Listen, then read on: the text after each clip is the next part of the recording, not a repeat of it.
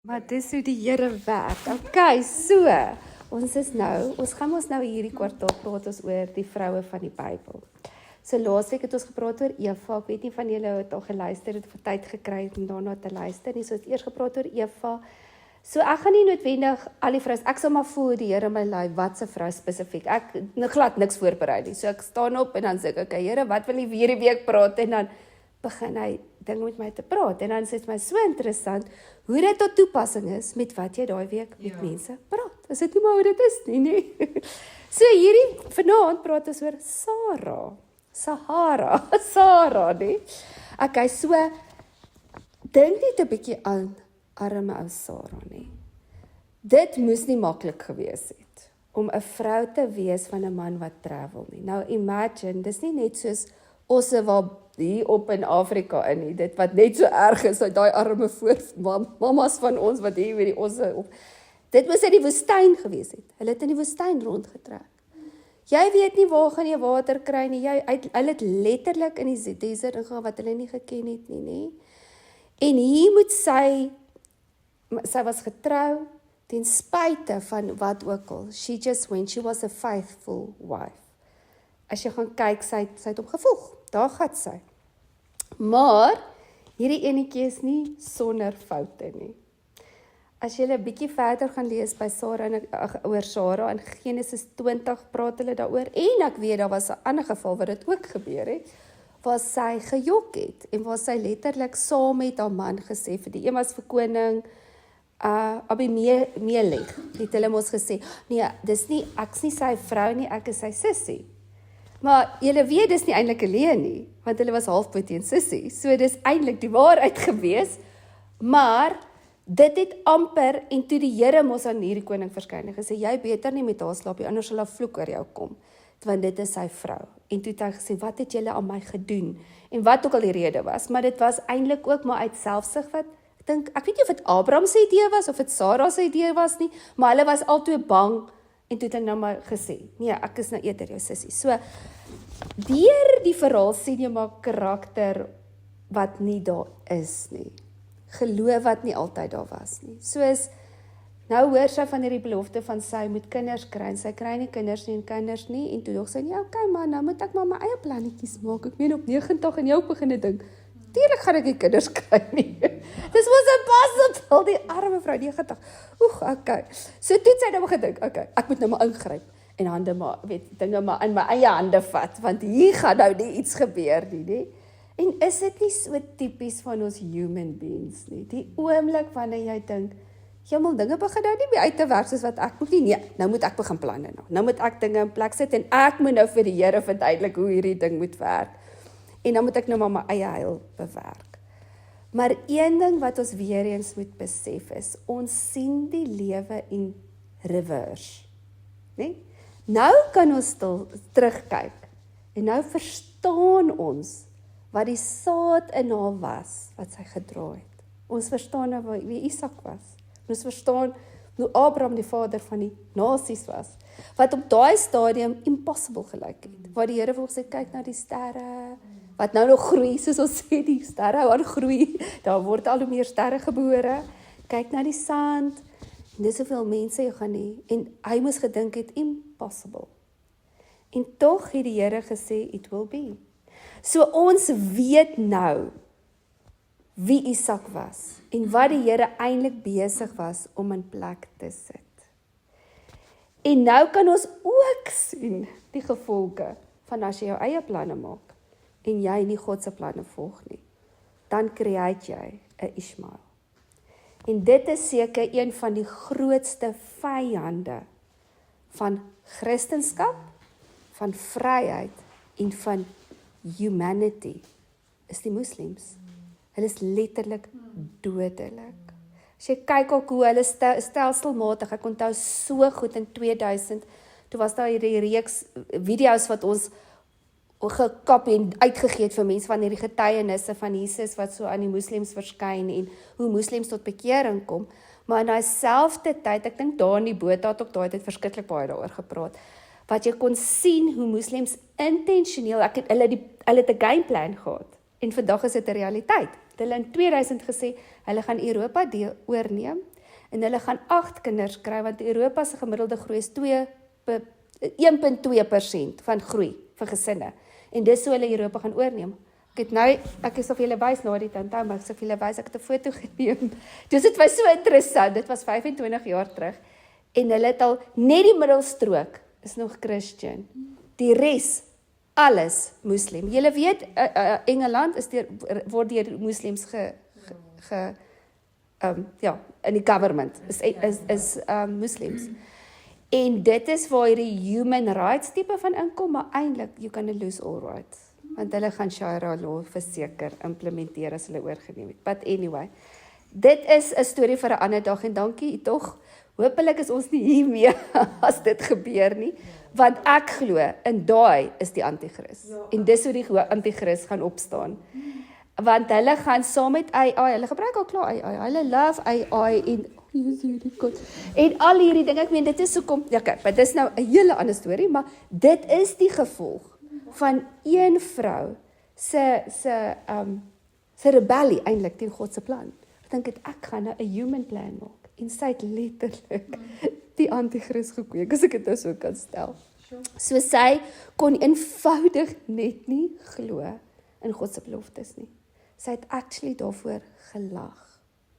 Sy het daarvoor gelag en dit is juis in dit wat sy getwyfel het en toe in dit het sy die grootste fout in haar lewe gemaak.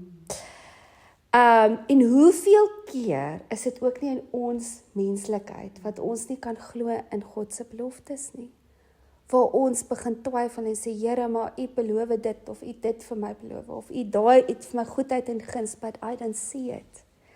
Iets vir my 'n goeie toekoms, maar ek sien net, dit is net moeilikheid en moeilikheid en moeilikheid. Here, waar is U beloftes? Waar is U, wat U vir my beloof het? Hoeveel keer sit ons self nie in daai situasie nie?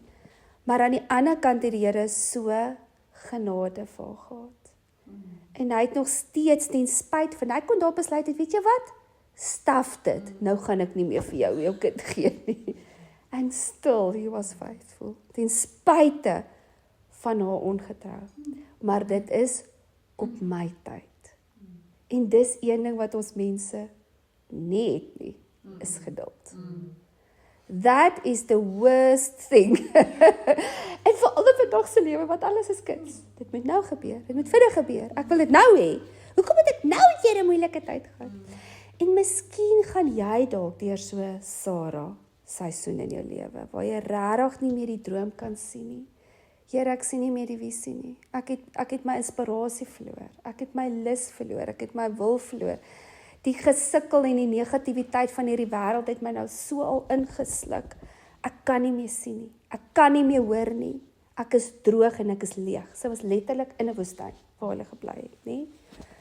Maar God is God en God is vertrou en dit is juist daar waar ons nie meer kan sien nie, wat ons net moet sê, God, I don't see, but I know. En Shams het ook nog nie baie voorbeelde gehad, seker na tyd nie, ek weet nie, ek dink nie eers hulle, natuurlijk het hulle nie eers skrals gehad, hulle het die woord gehad, wat hulle op kon staan, soos wat ons op kan staan nie, so ons het baie meer resources, om te sê, Here, okay, ek het nou gesien wat met haar gebeur het, maar U was nog steeds getrou. So, en baie keer dan voel mens ook, Here, dit sal nooit verander nie. Ek is nou maar net in hierdie omstandighede. Dit is maar wat dit is. En ons aanvaar dit. Of ons dink, Here, dit is te laat. Nee, weet jy, ek het daai droom gehad ook. En almal toe ons tieners was, het ons hierdie droom in ons harte gehad. En ons het half geweet in ons wie die Here wil hê ons moet wees. Of wat dit is wat jou hartsbegeerte is. En jy's nog lekker jong, so jy het nog jou hele lewe lank voor jou. Maar somewhere dan is daar soveel teleurstellings gewees en soveel mislukkings dat mens net naderhand opgee en sê, hoekom probeer ek nog? Want ons vergeet, ons het 'n vyand wat die hele tyd ons teestaan. En dan gaan lê ons en dan besluit ons, ag nee, wat? In plaas daarvan net om in die Here te rus. Nou om in die Here te rus beteken sometimes to do nothing. Just to wait. Maar wil ons dit doen? Want ons is busybodies.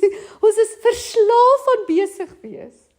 En dit is die probleem. En dis ook hoekom met hand aan hand met hierdie rus in die Here kursus wat ek nou doen, wat ek baie daaroor praat, want die Here is nooit laat nie. Sy planne is nie jou planne nie.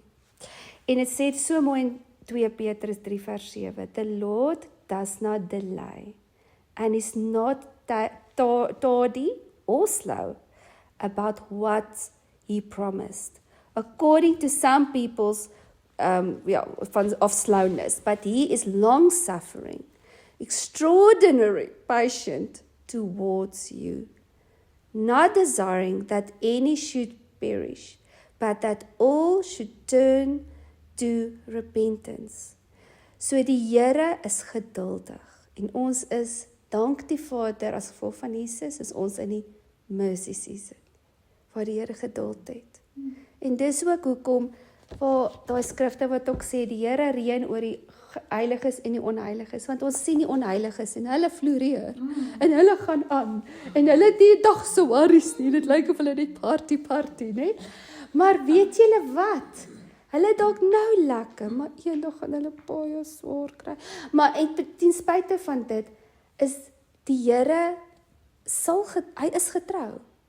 En ek gaan nou vir julle iets anders ook vertel, wat ook so interessant is, want ons het 'n manier van righteousness, ons dink, ek gaan regverdig lewe, so dan sal dit goed gaan met my. Nie, Bella? Hierdie liewe ding, moet van haar die hele dag net opspeel. By dit het hierdie arme vrou ook glad nie 'n goeie selfbeeld gehad nie. Bedoelende, sy het minder as gevoel, omdat sy nie kon swanger raak nie. So dit was vir haar verskriklik erg, nie? En daai ding het haar gejaag, ek moet kinders kry, en onthou ook, as jy nou verstaan hoe die nageslagte gewerk het in daai tyd, is, die eersgeborene was verskriklik belangrik, en dan moet dit natuurlik ook dan 'n seun wees by dit alles, en sy kon net nie swanger raak nie, so nou het sy hierdie verskriklike lae selfbeeld, probeer dinge na eie maak, kry sommer 'n ander vrou, kom jy girlie, kom jy gaan nou sommer vir my, namens my 'n kind kry, wie gedink het sy gedink het, daai ene gaan uitspeel nie, en toe juis as 'n gevolg van haar lae selfbeeld, was dit vir haar meer 'n bedreiging as enigiets anders, so sy het haar eie bedreiging gemaak, oor haar ongeduld. So die ding is, wat ons moet verstaan, God dink anderste en hy sien anderste as wat ons dink en sien. So wat ons kan dink, dis delay, is hy eintlik besig om ons te beskerm. Of wanneer jy voel, nee, hy's nou besig om tyd te mors, of ek is nou onproduktief, en nie gebeur nou niks in my lewe nie, dan is hy eintlik besig om jou voor te berei. Want die groot vraag wat ons moet vra, okay, wat fokus jy? Want as jy regtig gaan kyk, is dit juist dit wat hy challenge, dit. Want is baie keer ons eie selfsug. Want jy wil dinge hê, op jou manier, op jou tyd. So dis my roeping, dis my bediening, en dis sy beloftes vir my, nee, dis nie ding, entitlement. En die Here wil ons harte change, because it needs to be about him. Want dink bietjie regtig daaraan, as dit regtig oor God gegaan het, sou sy ge-worry het. As dit regtig gaan oor God, en dan sê jy net van, you rest.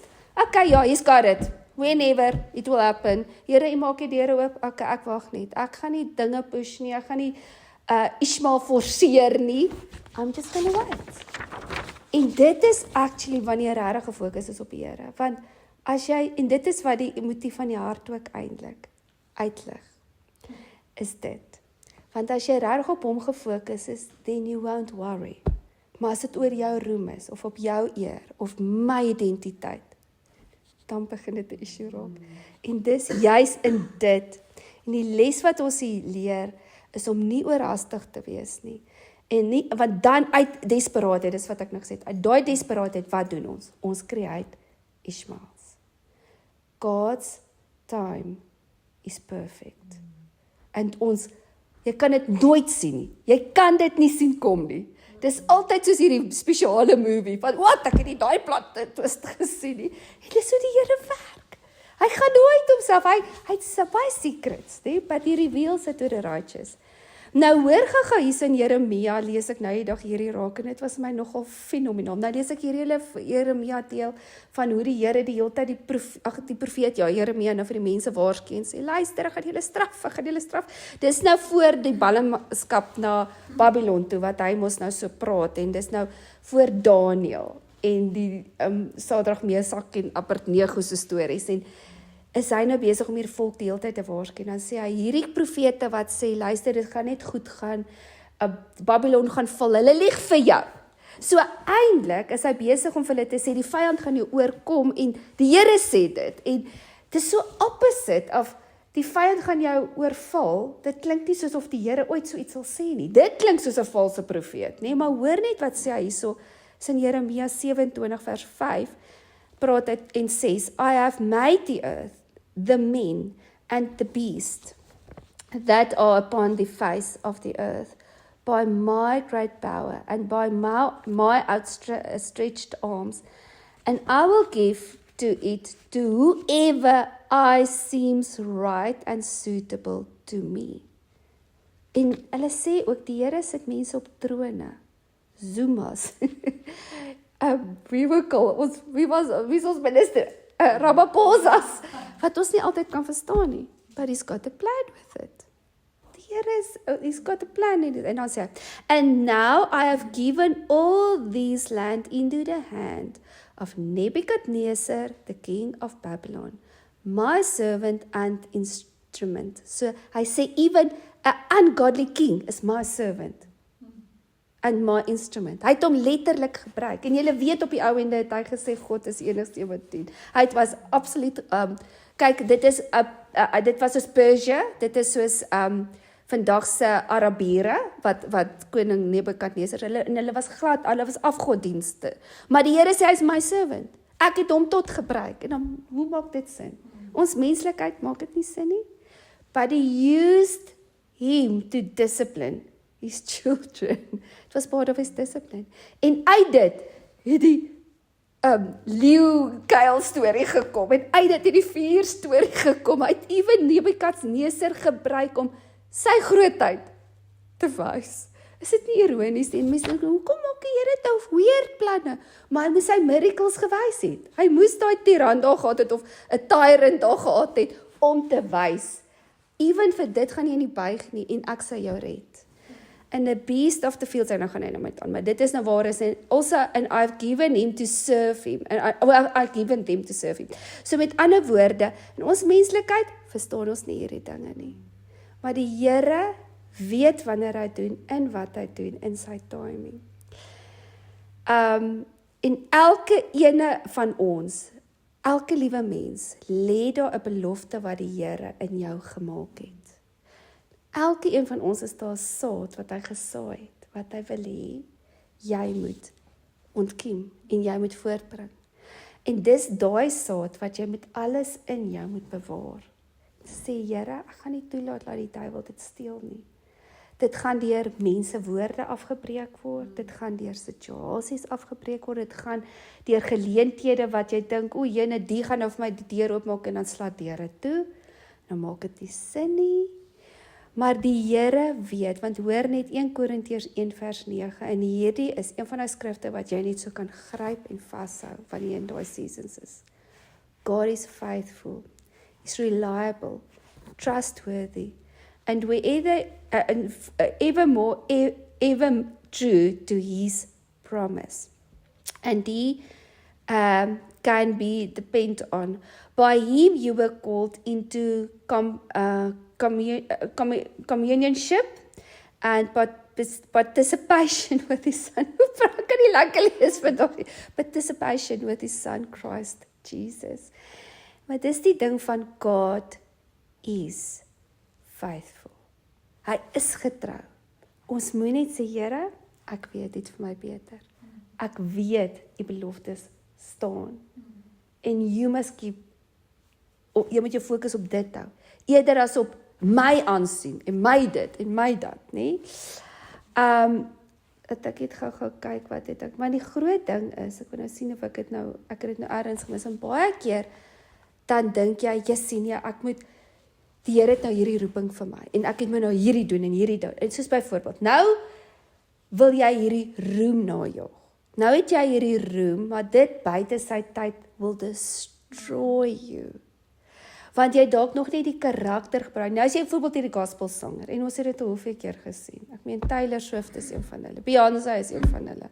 Even Miley Cyrus is ook seker 'n bietjie, sy was nie eintlik gospel nie, maar pa was blykbaar 'n Christen. But anyway, hulle het almal in gospel begin. Elvis Presley, almal gospel. En wat het roem gedoen? It destroyed them. Because they didn't have the godly character with them. Want hulle self was te veel daarin. En dis nou baie goeie voorbeeld weer om te wys, wanneer jy iets blootgestel word aan die wêreld, en hulle worship jou. Want ons is nooit gemaak om te worship nie. Maar nou, gee vir dieselfde persoon wat in God gegrond is, daai selfde platform, and they can use it as a platform to influence people, en 'n verskil te maak, because it's not about me. En dit is eintlik, dis nou maar net 'n voorbeeld van hoe ons dit kan mismanage. Okay. Nou aan die ander kant, die tweede ding wat ons leer van die hele storie van Sarah is new beginnings. Want sy is 'n simbool van nuwe begin, waar hulle heeltemal letterlik alles wat hulle geken het, moes agterlaat, en hulle moes letterlik 'n nuwe nasie geskep het. Dink bietjie daaraan. En julle weet dat Abraham se pa goddeloos was. Hulle was nie Christene nie, hulle was nie Jode nie, hulle was heidene. En dis hoekom die Here gesê het, kom uit dit uit. En hulle het dieselfde pa gehad. Abraham en Sarah het dieselfde pa gehad. Is dit nie interessant? Dis kom halfbroer en sussie is. En die Here het juis in daai descendants besluit, I call you. En die Here het Abraham genader. En hy het hom gaan roep en gesê, ek kies jou. So wie is hy? En toe leer hy eers God die Vader ken. Is dit nie amazing nie? Want mense dink, almal was Christene. Okay, daar was nie Christene nie. Almal was Jode. Okay, ons praat nou, okay. Was Jode. Almal was kinders van die Here. Nee, hy was nie. Hy was goddeloos. En die Here moes hom wegvat van alles wat hulle ken, vir Sarah en vir hom weggevat het, af te sny van alles wat familier is, alles wat hulle geken het. En hulle moes letterlik 'n nuwe nasie, hulle moes Israel eintlik gaan skep het, want uit hulle het Israel ontstaan. En dit is ook wat ons moet verstaan is, daai letting go proses is vrek seer, en dis vrek moeilik. Maar in dit was daar 'n saad wat in haar geplant was. Ons sal nou van dit lees. So hoeveel keer ook in die verlede is dit dat ons dit ook nie gemis het, want ons het, jy's te bang, jy hou vas aan dit wat familier is. Jy weet dat daar die Here het ander beloftes, maar ek wil nie move nie, ek wil nie beweeg nie. En is letterlik so interessant, van waar ons, my man se lewe, en ek probeer nou dink in Genesis, waar staan dit?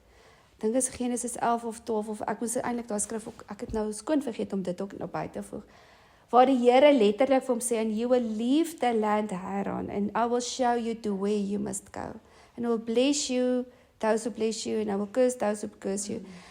En wat gebeur het was, ek en my man, hy was uit in Pretoria Mark gewerk, en hy het regtig, hulle het hom regtig abuse, en dit was regtig nie goeie omstandighede nie, heeltyd onderdruk, ek het gesien, hier gaan nêrens niks gebeur nie, en hy het hierdie geleentheid gekry in Joburg. En ons was nog jonk man, ons was 3-4 jaar getroud, dit was in 2001, as ek nou reg is. En ons is nou jonk, jy weet nie beter nie, ons ken niks nie, en ons dink Joburg, nou moet hy Joburg toe ry, dit is van so ver geklink, en wat. En ons het net gebid daaroor, en die Here gee vir my daai skrif.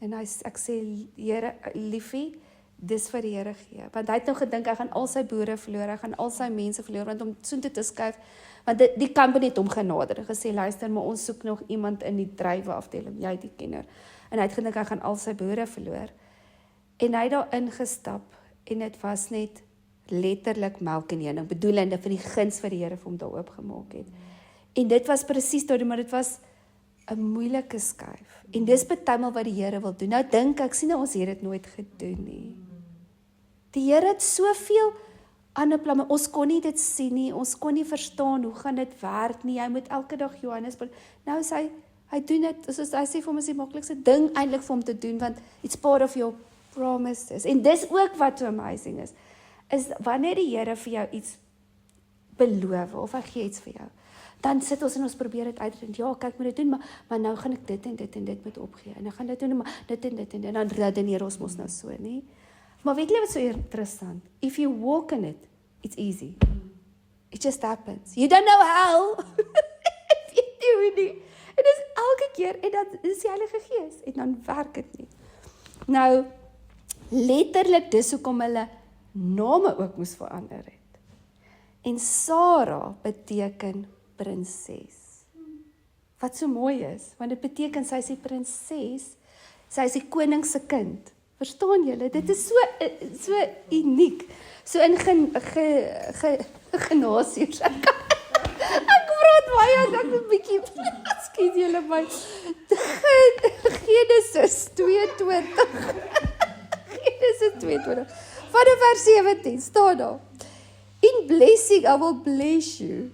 In the multiply, I will multiply your descendants like the stars of the heavens and like the sand of the seashores. And your seed will possess the gates of the enemy. Nou, hoor hierdie woorde, your seed. Ek dink nie as julle dit verstaan wat dit beteken nie. En hier staan ons nou voor Paasfees. En dan sê hy, and in your seed, en dan in hakie staan daar Christ. Shall all the nations of the earth be blessed. Hy het dit daar al gesê. Het al geprofeteer oor Jesus. And by him bless themselves, because you have heard and obeyed my voice. So God het na Abraham toe gekom en hy kon gekies het, nee, ek gaan nie vir hierdie God luister nie. But he heard and he obeyed. En toe kon die saad vrug skiet. En dis waaruit Jesus gebore is. Is dit nie so amazing nie? So die saad wat binne in haar gelê. Die saad was binne in haar. Die potensiaal. En dit wys ook net hoe die Here dit gekoester. En hy het besluit op 90 gaan jy daai babietjie kry. Jemel, ons weet al hoe begin ons te voel op 50 en op 60 en whatever. Nou op 90. Die arme mamma. Maar dit is die ding van, want die belofte is nie net vir haar nie. Dit is nageslagte. En dis ook so belangrik vir ons om te onthou. Want ons beloftes is nie net vir ons nie. Dit is vir ons kinders. En dit wat ons vir hulle kan nalaat. En dit wat ons vir hulle kan gee. Okay, so kom ons gesels 'n bietjie. Watter beloftes dink jy was daar wat jy al afgesny het in jou lewe? Want jy's, kyk, en dit gaan ook baie keer met seer wat ons kry. Ons kry seer en dan tyds ons terug en dan is ons bang. En ons is nie meer lus vir dinge uit te probeer nie. En jy verloor bietjie van jou drome en jou visies so langs die pad. En baie keer is dit ook drome en visies wat ons self create het, wat nie van God af was nie. Ons het gedink, o, daai ding gaan my gelukkig maak. So jy het goed pursue, wat nie noodwendig van God af is nie. Maar ek wil net gaan vir julle hierdie ook net vertel. Het was nou so interessant, ek het hierdie week 'n dokumentêr gekry oor Martha Stewart. Ek weet nie, ek het net baie keer in die aand en dan lê ek, dan wil ek net ietsie kyk, ek wil nie 'n storie kyk nie, dan kyk ek maar dokumentêr. En hulle praat oor hierdie Martha Stewart en ek weet van haar, sy was ons Emmy Skooman, was nie tannies nou Emmy Skooman, hè? Wat van etiketwyse van, en al hierdie goed, en Martha Stewart is net die simbool van perfeksionisme, en die beautiful huis, en tuin, en alles is net so lekker, en dit laat my baie dink aan Meghan Markle se storie van, dit is as jy nou baie geld het, en jy is baie ryk, dan kan jy nou net die hele dag daar rond flitter, en kossies maak, en partytjies reël, en wat, in 'n droomwêreld, but we are too busy women to do stuff like that anymore. But anyway, en dan kyk hierdie vrou se storie, ja, dis 'n sad story. Hierdie vrou, Ek keer al kyk, want ek het al sy is 'n iemand om te admire, want dit sal nice wees om so te weet, of ja, en tot jy dit kyk, want dis wat ek sê, sy beeld hierdie perfeksionisme uit van, sy is amper soos 'n Spreuke 31 vrou. Ja. Maar as jy dit kyk, dan besef jy, sy was alles behalwe. Actually, het sy kom symboliseer, hoe empty is dit om in perfeksionisme te lewe. Sure. En dit sou op die ou ende eintlik 'n sad, alleen, ek sal nie sê sy is verbitter nie, maar ek het al eintlik so jammer gekry, toe ek na hierdie hele storie kyk, van sy het nie die Here nie. Dit is empty. Al hierdie beauty, maar weet julle wat dit wys ook? Dis wat ek ook sien by Megan. Die Here het beauty in jou geplaas. Die Here het dit in ons vrouwees geplaas. Dis in ons DNA, of jy hom dien of nie. It's in you, to create beauty. So dit is vir my wat mooi is. Maar nou het sy dit probeer doen op 'n menslike manier.